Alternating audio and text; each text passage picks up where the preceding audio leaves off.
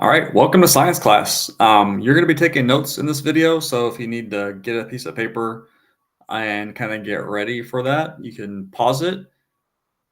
If you are ready to go, the topic is going to be Punnett squares, and the learning target is 4.5. So you can either call it Punnett squares up at the top of your page, or you can call it 4.5, either way. And so kind of your week ahead, you're going to be doing Punnett squares today and then next class. And then on Thursday, when I see you, you'll be taking a quiz over cladograms. So many of you have probably wondered how you can go from something like a fish or a tetrapod that we studied earlier this year to mammals and then to great apes and then humans. And so two things have to happen. One, you have to have some random pairing of genes. And then two, you have to have some kind of mutations thrown in there. And we're going to look at mutations in a couple of weeks, even though you probably have a pretty good idea of what a mutation is.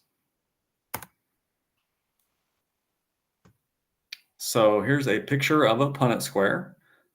So you just have an idea of kind of what we're working towards.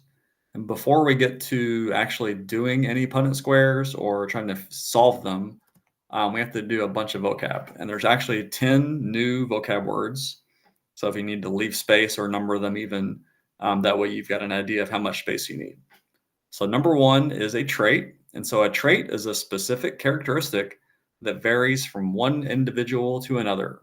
And so some examples of traits could be brown hair, blue eyes, whether you're tall or short, or if you have curly hair or straight hair. So those are all traits. An allele is just a different possibility for a given trait. So every trait has at least two. So you're going to have one from mom and one from dad.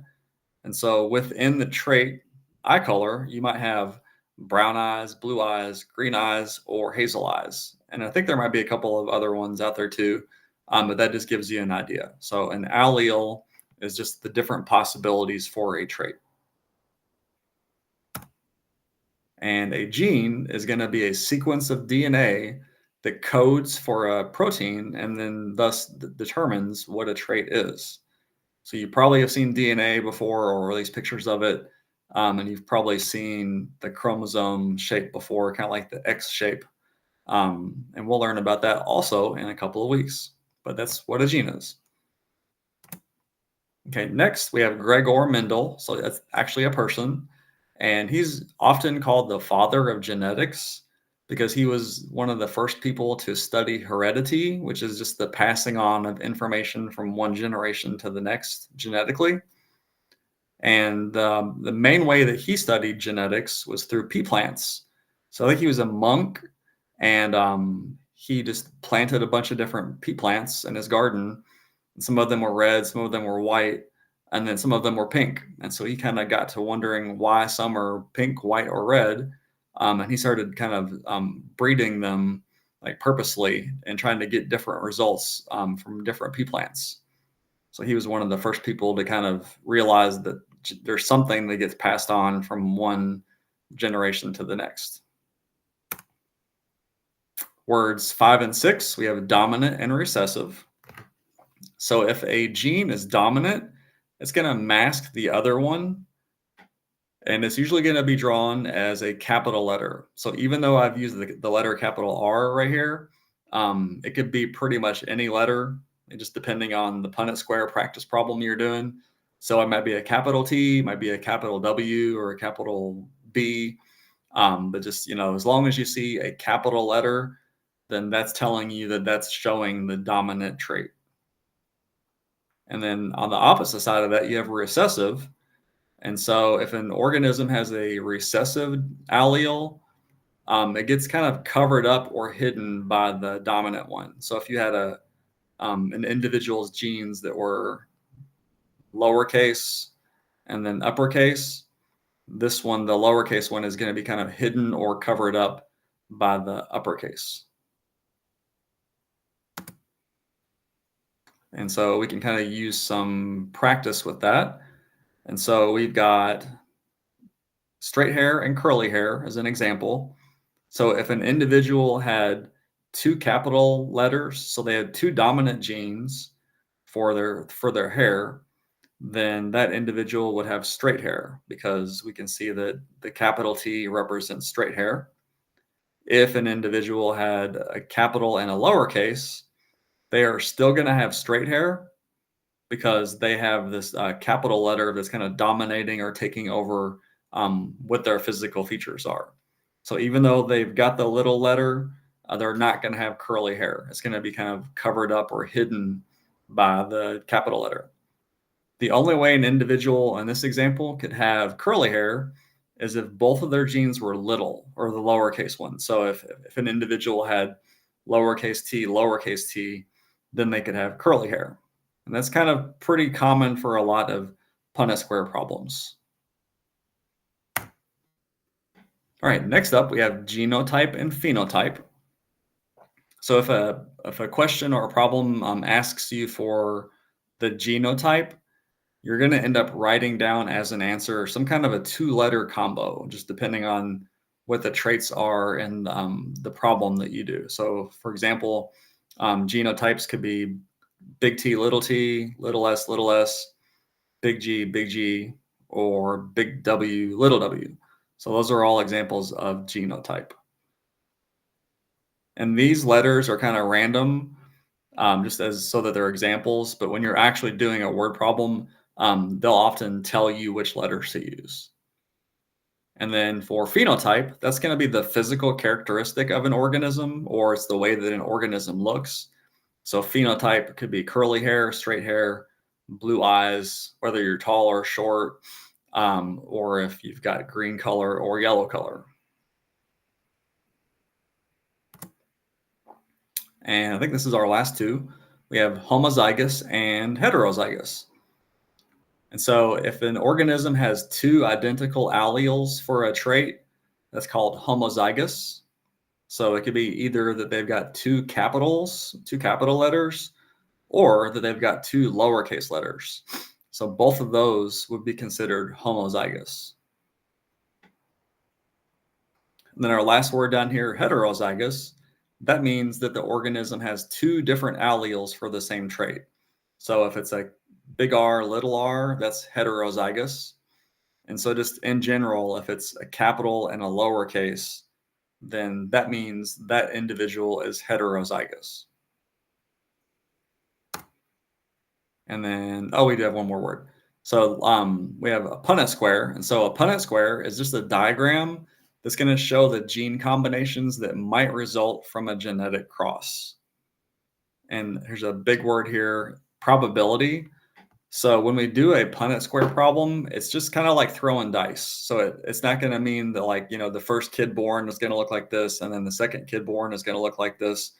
It's just kind of showing or indicating what the chances are that two individuals could have a child that looks a certain way. So it's going to be probability. And if you'll notice, there's 4 boxes. And so each box is going to be 25%. So if we are looking at this big A right here that my cursor is hovering over, then that means that there's a 25% chance that an individual could have the big A. And then down here we have little a. So that's also a 25% chance. So if they were to have children, these two individuals, they have a 25% chance that their kid would have little a. And then the other one, we have a big A, little a. And there's actually 2 of those. So 25% plus 25% is 50%. So these two individuals have a 50% chance of having a kid who is big A, little a. And that'll make a lot more sense by the end of this video because we'll have some examples that we're going to do. Okay, so when you're setting up a Punnett square, first thing is you're going to need to make sure you've got some kind of a square or your box going. A lot of the practice problems will give it to you, but you might have to draw your own box. And then on the outside, you have a parent's genes. And you can either do the mom's or the dad's. It doesn't matter which one goes where.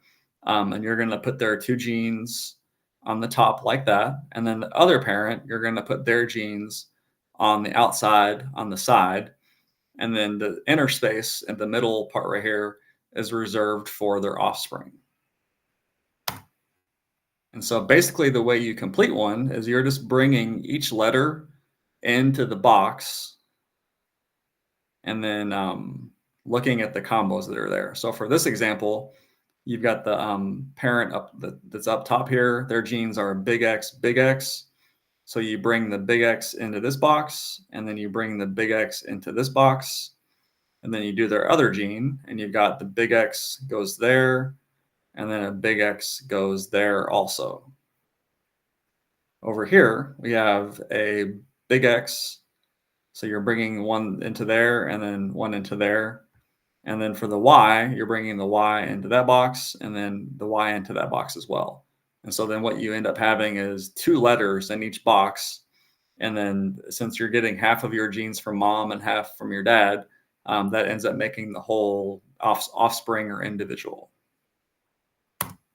And then we'll do a couple of examples here. So here's another blank one. And so we've got up at the top, you have one parent's genes, might be the dad's or the mom's. It doesn't matter which one. So you've got them on the outside of the top. And then over here, you have the other parent's genes. And like I said a second ago, you're bringing in each gene to these boxes. And then you should have 2 genes there. So for this one here that the mouse is hovering over, you're going to bring the big T down there and then the little t in there. To find out what this individual looks like, you take the big T, drag it in there, little t, and drag it in there. And you're only working in straight lines, so you don't need to worry about like taking this T here and going diagonal to there. So it only works in straight lines. That's kind of the only movement you would do. Okay, so take a look at that one. Maybe even write it down if you want to and kind of test yourself. And I'll show you the results in a second. And so for this individual down here, you've got big T and then little t. And then for this individual, you've got big T and little t. So that should be your final result for that one. And like I said earlier, the boxes here, your 4 boxes, are potentially what the offspring could have as genes. And we'll do another example in a second. Let's see. So that makes the genotype for the children 100% big T, little t. And then as far as what they actually physically look like, they would be 100% tall because the big T represents tall or height. And all 4 boxes have a big T in it. So that means that it would be 100% chance of having a tall child. Okay, we'll do another example. This one's a different one. So you've got the big T, and then little t, little t. And so to find out this individual, you're dragging the big T down there, and then the little t over there, and then the little t down there, little t right there. And then here you got the big T, little t. And then this one, you have little t, little t. And so for that one, you'd have those as your results. So they have a 50% chance of having a kid who has a big T, little t gene, and a 50% chance of having a kid with little t, little t. And for phenotype, they have a 50% chance of having a tall kid and a 50% chance of having a short kid. And the reason being is any box that has a big T in it is going to be a tall kid. So you can see this box here has a capital T. So this would be a tall kid. This one here also has a capital T. So that would be a tall kid. These don't have the capital T. So all they have is the little. So that means that both of these kids would be short. So they have a 50% chance of being short. Okay. A couple of other Punnett square rules. The letters used are always the same across the whole Punnett square. So you're not going to have T's or H's all mixed up on the same Punnett square. If you're using T's, the whole Punnett square should have T's. If you're using H's, your whole Punnett square should have H's. And then a lot of times the letter will relate to what it is the trait is you're looking for. So they might use big H, little h for height. They might use, in some of the word problems, big F and little f because it's fur color, or maybe big E and little e for ears, or big R, little r for round seeds. Okay, so as far as what to do now, you are going to complete the SpongeBob genetics practice set. If you're still not sure of how to do this, I totally get it because I'm not there in person. And I was planning on doing it live with you, but I can't be there today. So hopefully this video was a little bit helpful. And I'm also going to post a couple of other videos that should help you kind of get a better hold of it. And then I'll be available to answer questions on Tuesday because I'll be back to school on Tuesday. All right. Bye.